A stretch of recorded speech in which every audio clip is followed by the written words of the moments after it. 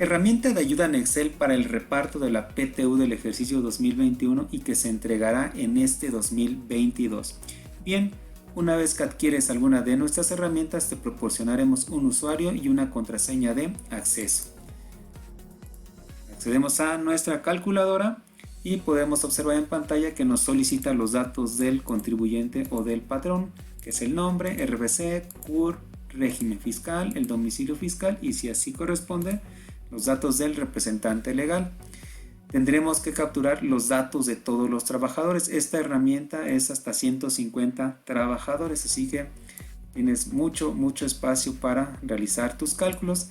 Tendremos que capturar el nombre, el RFC, la CUR, el número de seguro social, el puesto, el departamento, la fecha de ingreso y la fecha de baja. Una vez que hemos capturado estos datos, nos vamos a la cédula de reparto de la PTU. Bien, para este pequeño ejemplo vamos a suponer que se reparten 54,000 pesos de PTU, que es lo que determiné en mi declaración anual. La UMA para este ejercicio vendría siendo de 96.22 pesos y nos determina ya la PTU exenta. Bien, como ya capturamos los datos de los trabajadores, ya los jala de manera automática.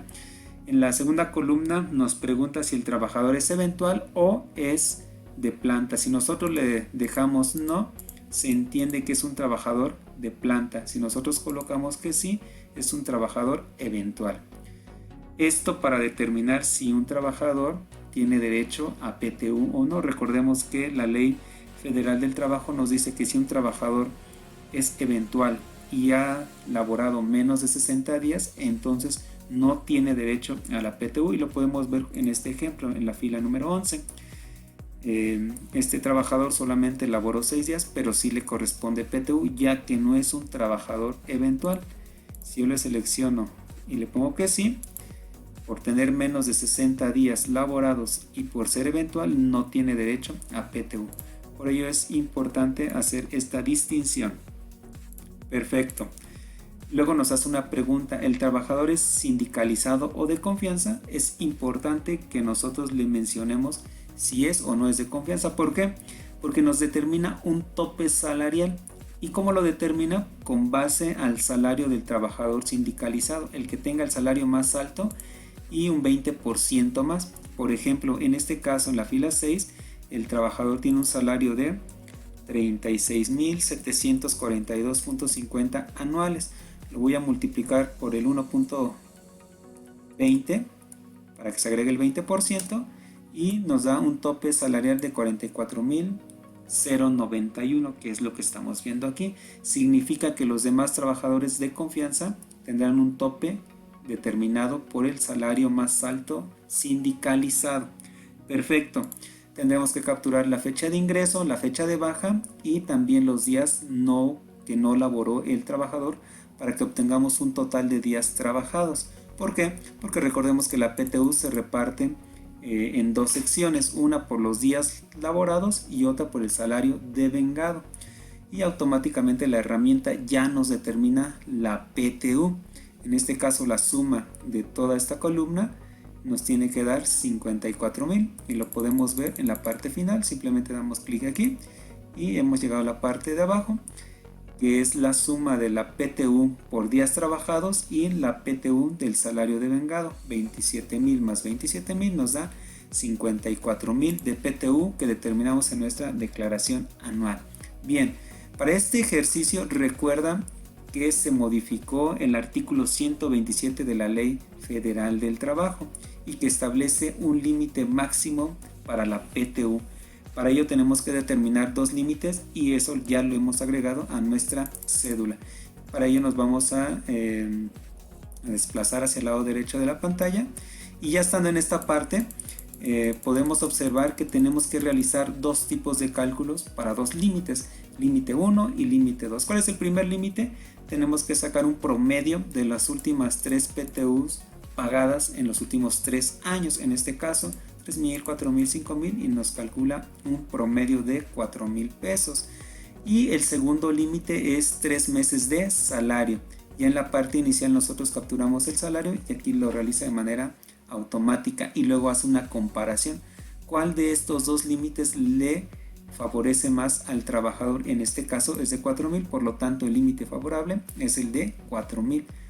Dice PTU antes de impuestos. ¿Por qué 4,000? Pues nosotros ya determinamos de este lado la PTU que le corresponde, y si te das cuenta, la mayoría de estos trabajadores les corresponde un poco más de 5,000 pesos. Pero como ya tenemos un tope, lo máximo que podrá pagarse a ese trabajador serán esos 4,000 pesos. Y en esta columna nos indica qué límite es el que le corresponde. Para el primer trabajador es de 4,000 pesos. Si te das cuenta, en los demás trabajadores nos dice que es de 3 meses de salario, porque está haciendo una comparación entre esta columna y esta columna. Como aquí no hemos capturado ningún dato de la PTU paga en los últimos 3 años, evidentemente nos dice que nos conviene más el límite de 3 meses de salario.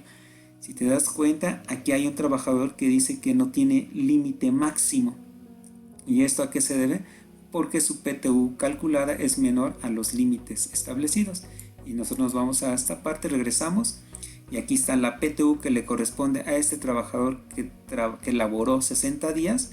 Le corresponde una PTU de 1,593 pesos. Por lo tanto, no está topada, no está limitada. Entonces dice aquí que la PTU que le corresponde es sin límite máximo. Y automáticamente nos calcula la PTU exenta, la PTU grabada, y ya nos determina el ISR que debemos de retener a ese trabajador y el neto a recibir.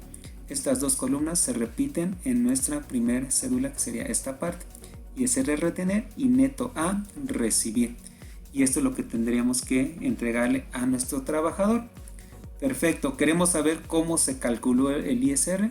Nos vamos a nuestra cédula de cálculo de ISR, y como podrás observar, podemos nosotros seleccionar si el cálculo será de acuerdo al artículo 96 de la ley del ISR, o en su caso conforme al artículo 174 del reglamento de la ley del ISR. Aquí hace prácticamente todo, no es necesario modificar algo más que indicar si de acuerdo a tu criterio corresponde o no subsidio para el empleo, dependiendo si es el cálculo del artículo 96 o 174, y tendríamos que indicarle a la herramienta qué retención se le va a efectuar al trabajador, si la del ISR o la del reglamento. En lo personal considero que lo más correcto debería ser la ley del ISR. Cada caso en específico sin duda hay que analizarlo por separado, pero en lo personal recordemos que el ISR se calcula de manera anual. Por lo tanto, aunque al momento de pagarle la PTU al trabajador posiblemente obtenga un ISR mucho menor o se le realice una retención mucho menor, pues evidentemente al acumularlo a los demás ingresos, pues ya se va a calcular conforme a la ley del ISR. Eso ya es decisión tanto del patrón como del contador. Perfecto, ya hemos determinado el cálculo que le corresponde de ISR, y si el trabajador me dice, oye, ¿qué crees? Necesito saber cómo determinaste el ISR, ¿me podrás imprimir por ahí alguna hojita? Por supuesto que sí. Damos clic aquí y vamos a obtener una cédula o una hojita que podremos imprimir para que el trabajador pueda visualizar por qué y qué cantidad se le retuvo de ISR. Nosotros podemos imprimirlo, podemos seleccionar por número de trabajador. Perfecto, vamos a colocar el trabajador 11, que era el último que teníamos ahí capturado. Perfecto, ahí está. ¿Quieres imprimir el recibo de nómina? Nos vamos a este icono y ya podemos observar que tenemos nuestro recibo de nómina, uno para la empresa y uno para el empleado. En este caso eran 4,000 menos el ISR retenido, neto a pagar 3,811, que es lo que vimos en esta cédula. 4,000 menos 188 son 3,811.